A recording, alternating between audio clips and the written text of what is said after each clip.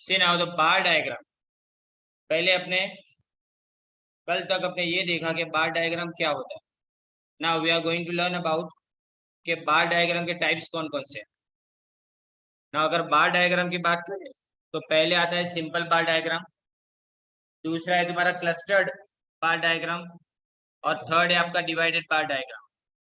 So these are the different types of bar diagrams.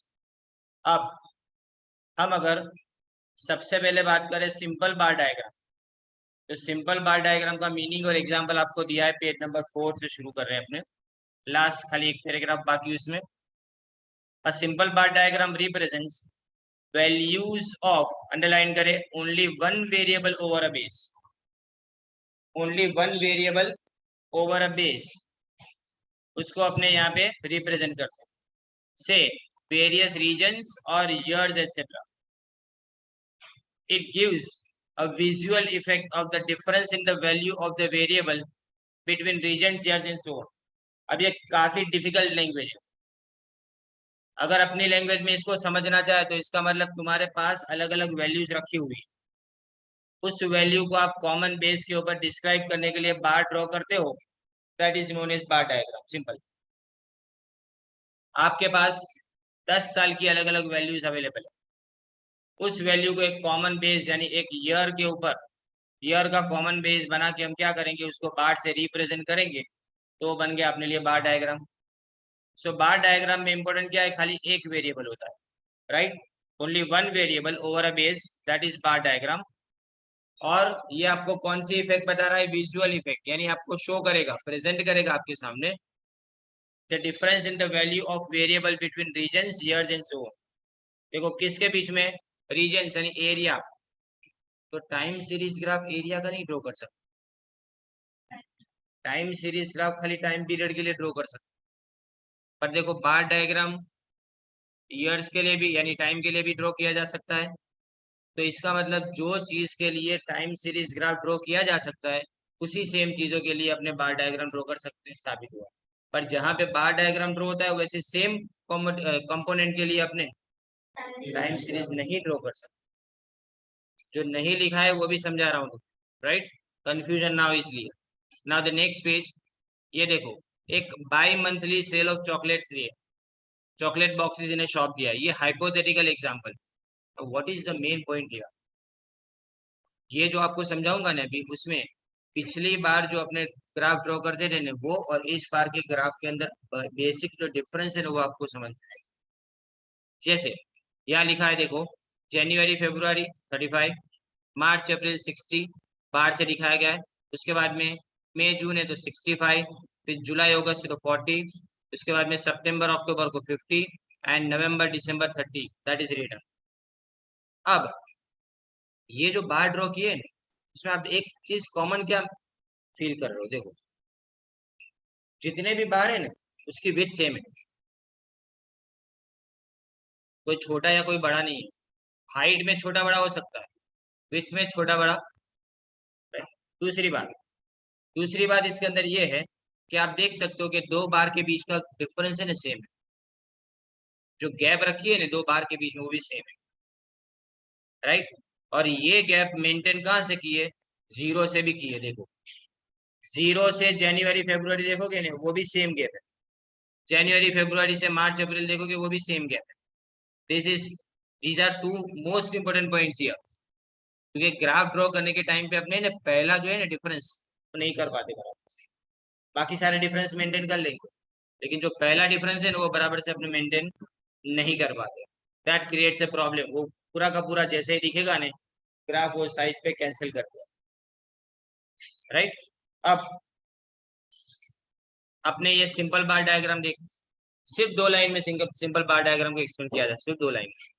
पहला क्या लिखा है, सिंगल वैल्यू, सिंगल वैल्यू एक वर्ड देखो तो बराबर, एक फ्रेज सिंगल वैल्यू के अंदर इसको डिस्क्राइब कर सकते हैं।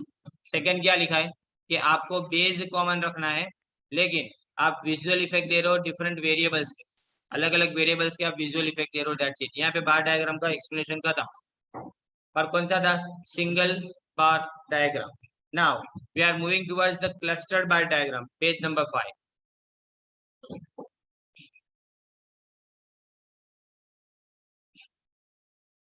See here, in this type of graph, values of a common variable and over a common base are given for, what is the difference here, more than one section of related parameters. आगे हमने खाली one value को compare किया. Simple bar diagram में तो single bar diagram में सिर्फ एक वैल्यू होती है, लेकिन क्लस्टर्ड बार डायग्राम के अंदर एक से ज्यादा वैल्यू होती है. एक से ज्यादा वैल्यू से हम क्लस्टर बनाएंगे, मतलब ग्रुप बनाएंगे अलग अलग बार्स का. वो जो बार्स का ग्रुप बनता है उसको अपने क्लस्टर्ड बोलते हैं. Right now see, here we get cluster or of bars for the same variable over various base values. Variable same मतलब ईयर है, जैसे कि समझो कि जनवरी फरवरी, इसमें चॉकलेट का सेल हो, राइट, या चॉकलेट पाउडर का सेल हो, दो एक साथ में अगर बताने तो दो वेरिएबल हो गए अब तुम्हारे पास. अब दोनों वेरिएबल को एक ही कॉमन बेस यानी एक ही जनवरी फरवरी के अंदर आपको बताना है. So that is cluster bar diagram.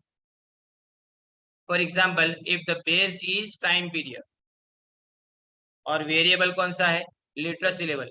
एक काम करो, फर्स्ट पैराग्राफ में पहले अंडरलाइन नहीं किया हमने, values of a common variable को अंडरलाइन करो और मोर देन वन सेक्शन को अंडरलाइन करो. Values of a common variable और more than one section. Right, अब दूसरे पैराग्राफ में देखिए, for example, if the base is time period. हमारा बेस कौन सा है, टाइम पीरियड. जैसे मैंने बोला जनवरी फरवरी मार्च अप्रैल, these are time periods. The variable is literacy level and its values are expressed for two categories, namely male and female. हमने लिटरेसी लेवल देखना है, यानी हमारी कंट्री के अंदर कितने लोग पढ़े लिखे, राइट. पढ़े लिखे तो जाने दो, लिटरेसी लेवल का मतलब खाली उनको एक लैंग्वेज पढ़ना और लिखना आना चाहिए. एक लैंग्वेज कोई भी, वो तुम्हारी रीजनल लैंग्वेज हो तो भी चलो. तो females and males then for one time period 2 bar showing literacy level. अब आपको 2 बार ड्रॉ करने पड़ेंगे, एक बार फीमेल्स के लिए होगा और एक बार मेल के लिए, लेकिन दोनों बार को बिल्कुल पास पास में ड्रॉ करना है, without any gap. Without any gap 2 बार को. फिर उसके बाद में अगर मंथ चेंज होता है या ईयर चेंज होता है तो गैप छोड़ेंगे, फिर वापस दूसरा. देखिए यहाँ पे एक एग्जाम्पल दिया है आपको नेक्स्ट पेज के ऊपर. यू कैन सी दिस, जनवरी फरवरी में 30, 15, फिर 25, ये तीनों तीन क्लस्टर पेज नंबर 6 के ऊपर बताए गए. तीनों तीन क्लस्टर साथ में. Now we leave a gap of approximately 1 centimetre. Then we will put 3 clusters all together again for March and April. Then we will put together clusters of May, June all together, but after leaving a gap of 1 centimeter between them. So every time you leave a gap, but just after having a full of clusters, पूरे cluster खत्म हो जाए उसके बाद में जब में क्या करेंगे, उसके बाद में गैप छोड़ेंगे. लेकिन यहाँ पे भी आप देख सकते हो कि मैंने सिंगल बार डायग्राम में क्या बताया, दो इंपॉर्टेंट पॉइंट बताया. पहली बात, बार की विड्थ सेम होती है, वो चेंज नहीं होगी, हाइट अलग अलग हो सकती है. दूसरी बात ये बताई कि 2 बार के बीच की गैप सेम होगी, even that is maintain from 0 to first bar also. यहाँ पे भी सेम है. देखो यहाँ पे भी यू कैन सी दैट कि 0 से लेके अगर मैं जनवरी फरवरी तक की गैप अगर देखता हूँ तो इट रिमेन सेम, एंड जनवरी फरवरी से मार्च अप्रैल तक की गैप देखता हूँ वो भी सेम.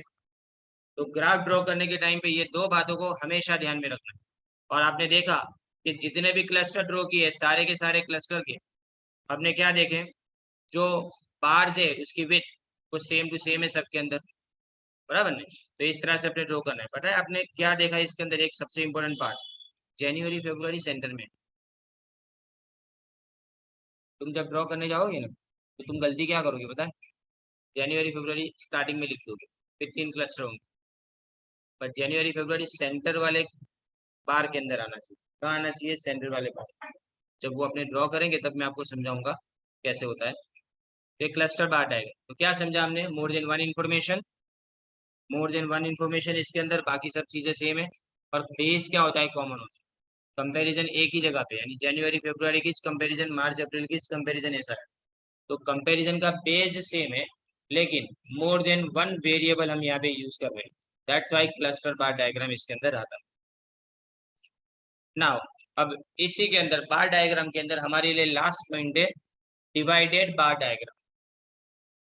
Divided bar diagram. अब डिवाइडेड का मतलब क्या, एक જ बार को हमें अलग अलग हिस्सों में डिवाइड कर देंगे, राइट। नॉर्मली इसमें क्या दिया जाता है, हम ऐसा मान के चलेंगे कि 100 इज द एंटायर बार, 100 एक पूरा बार लिखें, और उसके बाद में अगर 40% हो तो नीचे का 40% हिस्सा, 30% हो तो 40 के ऊपर 30 करेंगे, और बाकी रिमेनिंग जो बचा वो बाकी 30%, 40 30 30, इस तरह से 100 पूरा हो गया। तो 3 हिस्से एक ही बार के करेंगे, पहले अपने पूरा टोटल करके एक बड़ा सा बार ड्रॉ कर लें, राइट। अब देखो इसमें कैसे एक्सप्लेनेशन दिया है, in such a diagram every single value of the variable has sub categories, क्या लिखेंगे, सब कैटेगरीज को अंडरलाइन करो, सब कैटेगरीज को अंडरलाइन करो।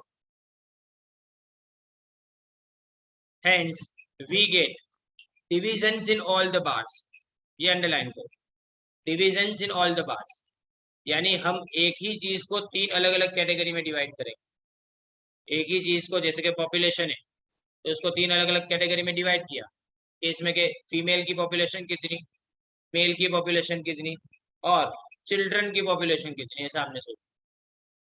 या फिर अपने ऐसा समझ सकते हैं कि एज ग्रुप से डिवाइड करें कि 0 से 15 ईयर्स के बच्चे, 15 to 45 years, 45 to 60 and 60 and more, इस तरह से डिवाइड करें। तो कैटेगरी तो एक है, क्या है कैटेगरी, पॉपुलेशन। अब पॉपुलेशन को हमने 4 हिस्सों में डिवाइड कर दिया, this is divided by diagram, right. इसमें सुटेबल कौन सा है, divided by diagram. Never ask, एक बार भी पूछा नहीं गया ये, नॉट अ सिंगल टाइम।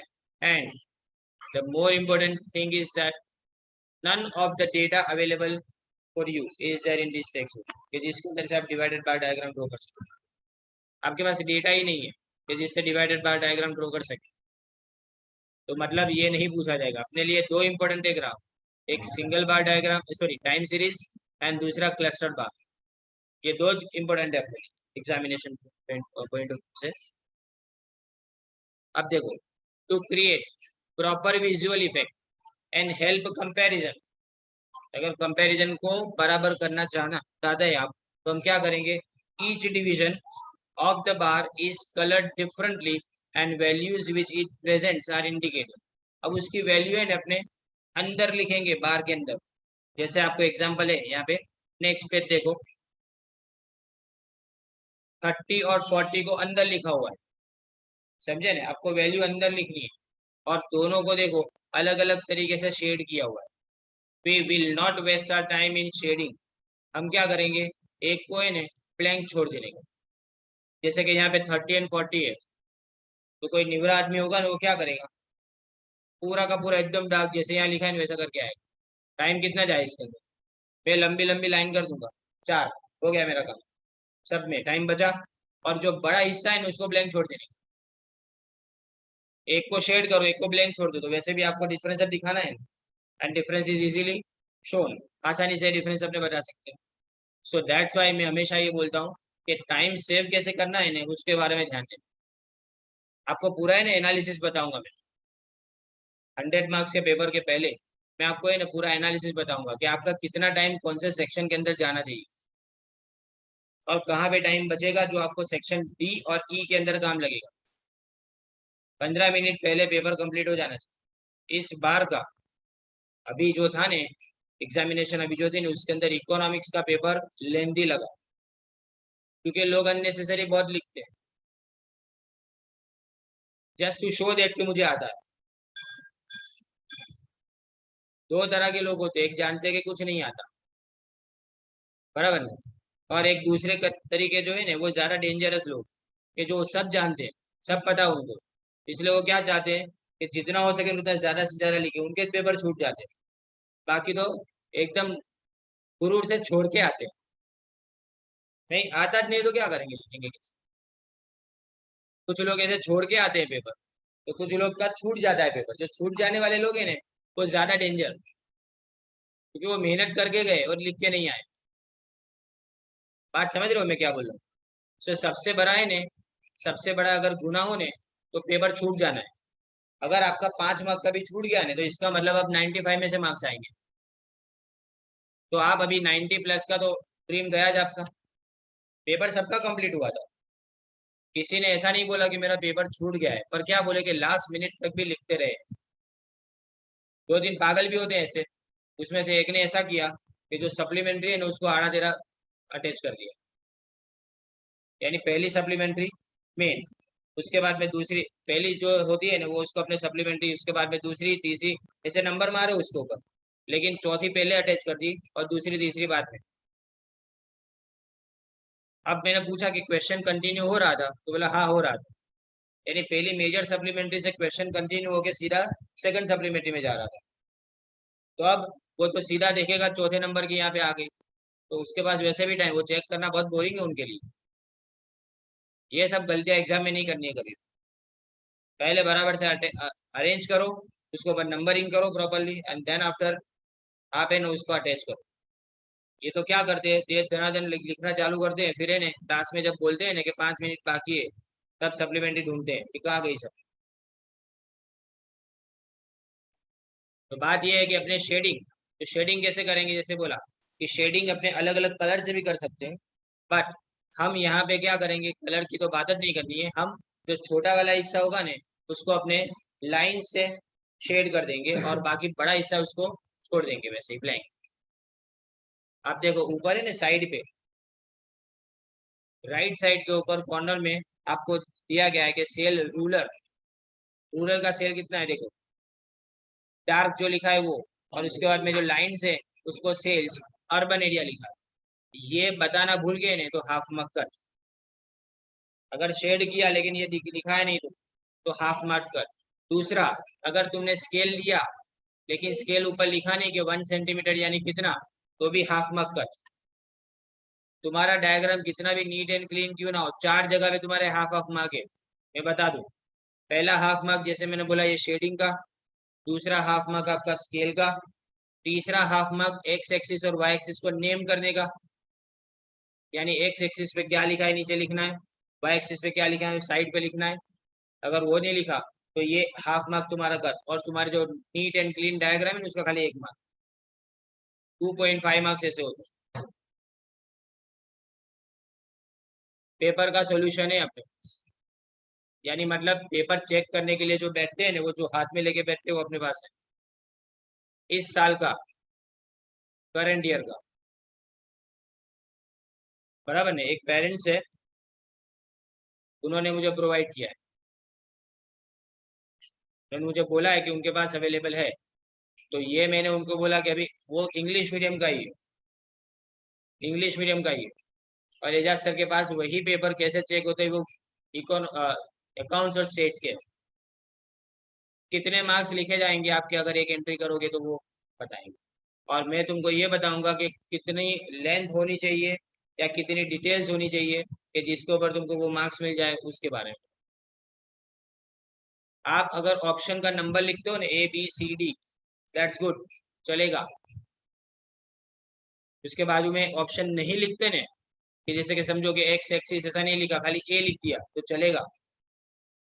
पर अगर आप पूरे के पूरे खाली ABCD ना लिखो और खाली आंसर लिखो तो शायद पेपर चेक करने वाला आपको मार्क्स नहीं देगा। जैसे तुमने ABCD ना लिखा हो, सीधा क्या कर दिया एक्स एक्सिस लिख के चले आए, आंसर आपका राइट है पर आपने ऑप्शन का नंबर नहीं लिखा, तो आपके मार्क्स जा सकते हैं उसके। नाउ सी नेक्स्ट, अब आता है डिवाइडेड बाय डायग्राम खत्म। डिवाइडेड बाय डायग्राम में क्या देखा हमने, तो इसके अंदर हमने ये देखा कि हम single value of the variable को सब कैटेगरी में डिवाइड करते हैं, और डिवाइड करने के बाद में उसको बार्स के अंदर रिप्रेजेंट करेंगे डिवीजन बना के कॉमन वेरिएबल, राइट, ये हो गया। अब इसके बाद में ये लिखा था कि हम बार को अलग अलग कलर से शेड करेंगे जिससे पता चले, और अंदर लिखेंगे भी कि उसकी वैल्यू क्या है कंपल्सरी। अब जो क्वेश्चन मैंने आपको टिक करवाया था उस दिन कि ये इंपॉर्टेंट क्वेश्चन है कि aspects to be considered while drawing a bar diagram, किसी भी तरह के बार डायग्राम को ड्रॉ करने, चाहे वो सिंगल बार डायग्राम हो, चाहे वो क्लस्टर्ड बार डायग्राम हो, चाहे वो डिवाइडेड बार डायग्राम, तीनों में से किसी को भी ड्रॉ करने के लिए you need to keep in mind these things. तो पहली चीज उसके अंदर आती है the width of the bar, जो मैं ऑलरेडी समझा चुका कि बार की जो विड्थ है ना डज नॉट रिप्रेजेंट एनीथिंग, उसका कोई मतलब नहीं है, विड्थ सब में सेम रखनी है। तो याद क्या रखेंगे अपने, इक्वल विथ, खाली इतना जो वर्ड याद रखें, ये पूरी लाइन में इक्वल विथ जो लिखा है ना, बस उतना ही वर्ड अपने खाली याद रखें, राइट। इक्वल विथ खाली याद रखेंगे। और दूसरी बात, length of the respective bar should be proportional, underline करो, proportional to the value of variable. Length proportional, length और प्रोपोर्शनल दो वर्ड याद रखेंगे इसमें। यानी जो उसकी हाइट होती है ना, वो हाइट किस पे डिपेंड करती है, वैल्यू पे। जितनी वैल्यू ज्यादा उतनी हाइट ज्यादा या उतनी लेंथ ज्यादा। फिर आगे और बता चुका मैं कि distance between all bars should be equal, distance equal, distance equal, ये दो वर्ड को याद रखेंगे इसमें। And that should also be maintain between the first bar and the origin. मैंने बोला कि जीरो और पहले बार के बीच का डिफरेंस और बाकी सारे बार का डिफरेंस, ये सब कैसे होने चाहिए, एक जैसे होने चाहिए, वो अलग अलग नहीं होने चाहिए। All bars rest on the same line called the base, which actually coincides with the x-axis. सारे के सारे जितने भी बार्स हैं वो सब किसके ऊपर होंगे, एक्स एक्सिस के ऊपर, बराबर है, वो एक्स एक्सिस रहेगा। ये कोइंसाइड नहीं लिखोगे ना, वर्ड ना याद रहे तो कोइंसाइड यानी मतलब उसके अंदर मर्ज हो जाता है, बराबर है। बट इन टूडेज टाइम इसमें लिख सकते हैं अपने, कोइंसाइड विद एक्स एक्सिस लिखा है ना, उसको आप अंडरलाइन कर सकते हो इसमें। In today's time, with the help of computer technology, horizontal bars are also drawn instead of vertical bars. हम normally vertical bar draw करते हैं, पर इसकी जगह पे अपने horizontal bar भी draw कर सकते हैं। All vertical bars should be arranged from left to right in order of the data series. जितने भी bars हैं, उसको अपने order पे, यानी कोई ऐसा ना समझो कि बड़ा वाला जो आए ना वो पहले draw कर लेंगे, उसके बाद में उससे छोटा उसे नहीं। जैसे क्रोनोलॉजिकल ऑर्डर होता है यानी टाइम टू टाइम, जनवरी फरवरी पहले आएगा, मार्च अप्रैल बाद में आएगा, फिर उसके बाद में मई जून जुलाई अगस्त सितंबर अक्टूबर नवंबर दिसंबर, इस तरह से अपने को जाना है। यू कैन नॉट स्किप के चलो दिसंबर नवंबर दिसंबर के अंदर डेटा ज्यादा है तो उसको पहले लिखे, और मार्च अप्रैल के अंदर कम है तो उसको लास्ट में लिखे। नॉट लाइक दैट, ऐसा नहीं, जैसे टाइम आता है ना उस तरह से टाइम सीरीज के जैसे ही वन बाय वन उसको, जैसे आपको ऑर्डर दिया गया है क्वेश्चन में वैसा ही उसको ड्रॉ करना है, आगे भी जो उसको कर नहीं सकते। Therefore, the bar representing the first data in the series is drawn first near the point of origin. तो अब यहाँ पे है arrange from left to right in order of the data series, arrange in order, इसको खाली underline करो, arrange in order, right. तो यहाँ पे आपका ये टॉपिक खत्म होता है, देखिए खाली बार डायग्राम आपका खत्म हुआ।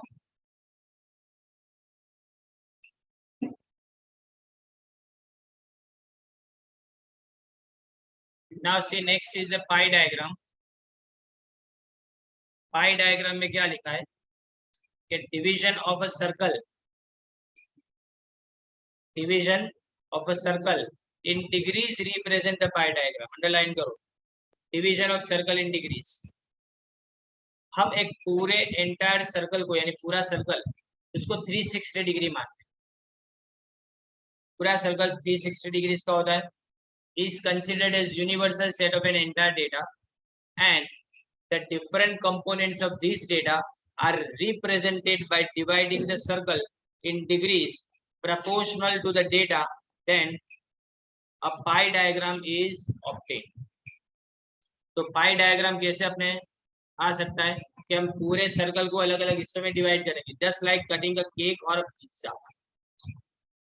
पिज्जा कैसे कट करते हैं, बराबर नहीं, वो पाई इस तरह से हो गया सेम, और उसमें इक्वल होते हैं या इक्वल नहीं रख सकते, डिपेंडिंग अपॉन डेटा कितना हिस्सा उसके ऊपर।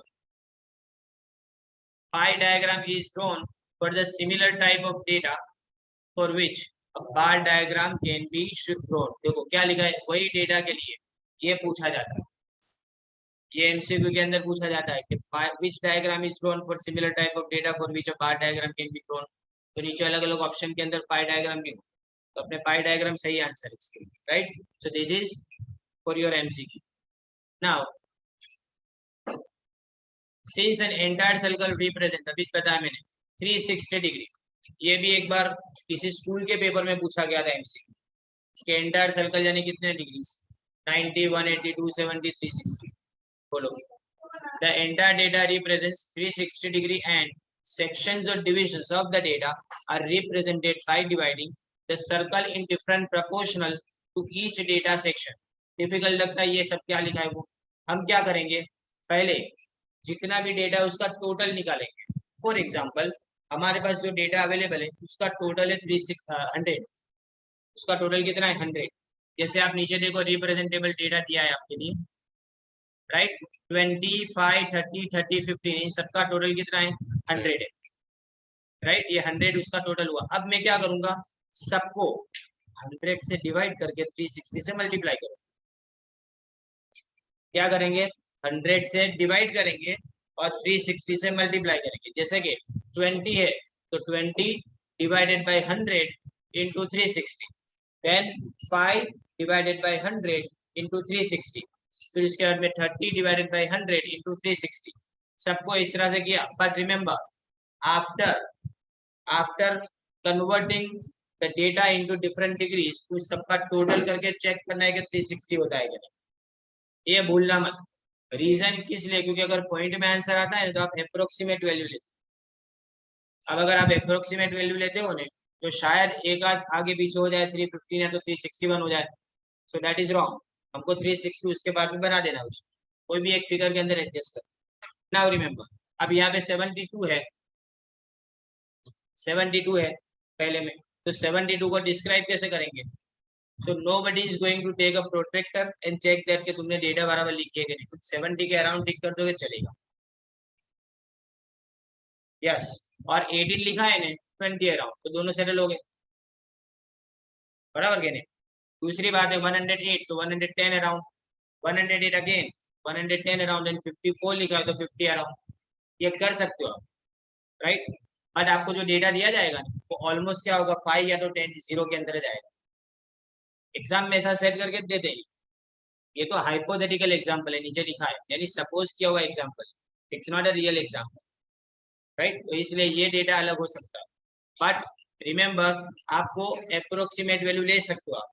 हाँ अगर आपको लगता है कि आपके पास बहुत ही शार्प पेंसिल है और प्रोट्रैक्टर, बड़ा डायग्राम ड्रॉ कर दो। नॉर्मली पाई डायग्राम में एडवाइस देता हूँ कि 3 सेंटीमीटर के रेडियस के साथ में ड्रॉ करने, just with the radius of 3 centimetre, otherwise it becomes very large, giant बन जाता है। 4 सेंटीमीटर वाला भी बड़ा लगता है, बिकॉज 4 सेंटीमीटर का मतलब नहीं खाली 1 सेंटीमीटर बड़ा, 2 सेंटीमीटर बड़ा, क्योंकि डायमीटर तो 2 सेंटीमीटर बन जाता है, बराबर नहीं। सो दैट्स वाई हम डायग्राम ड्रॉ करेंगे तो बहुत छोटा भी नहीं बहुत बड़ा भी नहीं, तो 3 सेंटीमीटर इज इनफ साइज। तो 3 सेंटीमीटर का रेडियस लेके हम इसको ड्रॉ करेंगे। नाउ सी, अब यहाँ पे in other words sub division करेंगे पूरे डेटा को by proportionate degree in circle, underline करो, by proportionate degrees in a circle, बराबर नहीं। उसको अपने पाई डायग्राम को, तो पाई डायग्राम का 1 मार्क का क्वेश्चन आपको पूछा जाए कि what is a pie diagram, तो ये आपकी डेफिनेशन, बराबर। तो 2020 के अंदर तो पेपर नहीं हुआ था, नहीं 21 में पेपर नहीं हुआ था, तो 21 के सिलेबस में से पाई डायग्राम निकाल दिया और बाद में पेपर नहीं, 2 चैप्टर इसमें से निकल गए थे। ऑलमोस्ट 20-30% कोर्स इन्होंने डिडक्ट कर दिया था, फिर भी सब याद कराने के बाद भी अल्टीमेटली एग्जाम आती। जो लोग अभी फर्स्ट ईयर बीकॉम में बोलो ना, डिग्री के लिए आपके लिए फॉर्मूला है, डिग्री यानी component value upon total value into 360। Now we are moving towards the last thing of the day, aspects to be considered while drawing a pie diagram. अब पाई डायग्राम ड्रॉ करने के time पे क्या ध्यान में रखना है, बहुत सिंपल है, 360 डिग्रीज मेक अ सर्कल। दूसरी बात, हम सब डिवीजन करेंगे लेकिन proportion to the value of the variable for that division, और इन सबका टोटल कितना होना चाहिए 360। दो बातें, कि हम इसको डिग्री में कन्वर्ट करेंगे, हाउ, जितनी वैल्यू इसके प्रपोर्शन के अंदर इसको कन्वर्ट करेंगे, then we will find out कि इसका टोटल है ना ऑल टुगेदर कितना होना चाहिए 360 डिग्री होना चाहिए। And ultimately if the relevant data is to be compared across regions और टाइम पीरियड, देन अभी समझो कि 2 अलग अलग कंट्री का बनाना होगा, एक के अंदर तो नहीं बन सकता नहीं, जैसे इंडिया और पाकिस्तान, ये दोनों का अलग अलग बनाना हो तो क्या करेंगे, we need 2 different pie charts, हम 2 अलग अलग पाई डायग्राम ड्रॉ करेंगे इसके लिए। तो then 2 pie graphs can be drawn side by side, but remember हम क्या करेंगे, दोस्त जिसका डेटा ज्यादा बड़ा होने उस कंट्रीज के लिए हम क्या करेंगे, उसके क्रोनोलॉजिकल उसके साइज के हिसाब से पाई ग्राफ ड्रॉ करेंगे। जैसे कि कोई कंट्री की इकोनॉमी बड़ी है तो उसके लिए बड़ा पाई ग्राफ ड्रॉ किया जाएगा, और अगर कोई कंट्री छोटी है तो उसके लिए छोटा पाई ग्राफ ड्रॉ किया जाएगा। Like a circle with smaller dimension is drawn, and for the data set with larger total value a circle with bigger dimensions is drawn। तो 3 बातें यहाँ पे याद रखनी है। एक तो 360 पूरा सर्कल, दूसरा जितनी वैल्यू है उसके प्रपोर्शन में उसको डिग्री में डिवाइड करेंगे, देन वी विल चेक कि टोटल कितना आना चाहिए, 360 डिग्री आना चाहिए। और अगर अलग अलग डेटा दी गई हो कंपैरिजन के लिए तो हम अलग अलग पाई ग्राफ ड्रॉ करेंगे, लेकिन बिगर डेटा के लिए बिगर डायमेंशन और स्मॉलर डेटा के लिए स्मॉलर डायमेंशन। राइट, तो ये आपका एक पूरा टॉपिक ग्राफ वाला कंप्लीट, डायग्राम वाला कंप्लीट हुआ। अब जो नेक्स्ट टॉपिक है ना वो तुम्हारा टाइप्स ऑफ ग्राफ है, उसमें खाली एक चीज है, only one thing, that's why मैं अभी इसको कंप्लीट कर देता हूँ, क्योंकि कल है ना उसके बाद में अपना खाली कंप्यूटर और टेक्नोलॉजी वाला खाली पार्ट बाकी रहेगा। राइट, तो देखो the use of graphs is also frequently made in economics. Graph का इस्तेमाल अपने इकोनॉमिक्स में करते हैं। उसको अगर डिवाइड करना हो तो first thing is time series graph, second thing is graphs for continuous frequency distribution, उसमें हिस्टोग्राम है, frequency polygon, frequency curve and cumulative frequency polygon. Nothing of them, इसमें से कोई भी आपके सिलेबस नहीं है, सिलेबस में नहीं है, ये ऑलरेडी स्टैटिस्टिक्स में पिछले साल सीख चुके। That's why. अब लोगेरिथमिक ग्राफ ये तो बिल्कुल भी नहीं है।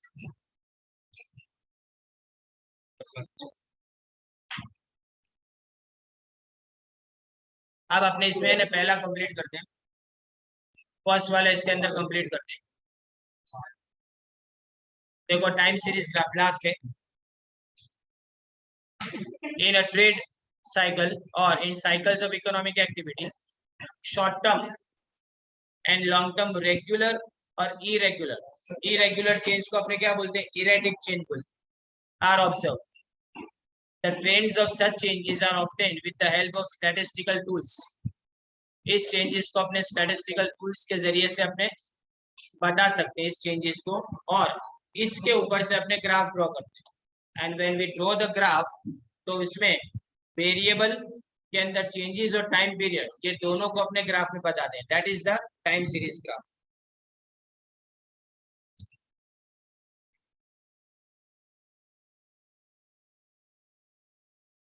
तो यहाँ पे आप जो ट्रेंड्स है उसको ट्रेंड्स को अपने टाइम सीरीज ग्राफ से, अब इन्हें टाइम सीरीज डायग्राम की बात करो या टाइम सीरीज ग्राफ की बात करो, दोनों में कोई डिफरेंस नहीं है। सो डोंट गेट कंफ्यूज कि वो अलग है नहीं ये अलग है, दोनों सेम ही है। दैट्स व्हाई मैंने इसको अभी कंप्लीट करा है कि इसमें क्या याद रखना है कि अगर अपने ट्रेड साइकिल की बात करें तो उसमें चेंजेस आते हैं। चेंजेस दो तरह के, एक रेगुलर चेंज और दूसरा इरेगुलर चेंज। ये दोनों के ट्रेंड को अगर हम स्टैटिस्टिकल टूल्स की हेल्प से सिंप्लीफाई पहले करें, और सिंप्लीफाई करने के बाद उसको अगर अपने क्या करें, डिस्क्राइब करें किसी ग्राफ पेपर के ऊपर कनेक्टिंग डॉट्स के साथ, that becomes time series graph, right? So since the syllabus does not include other types of graph, so they are not discussed here। मतलब सिर्फ एक ही तरह का ग्राफ है, and that was time series graph।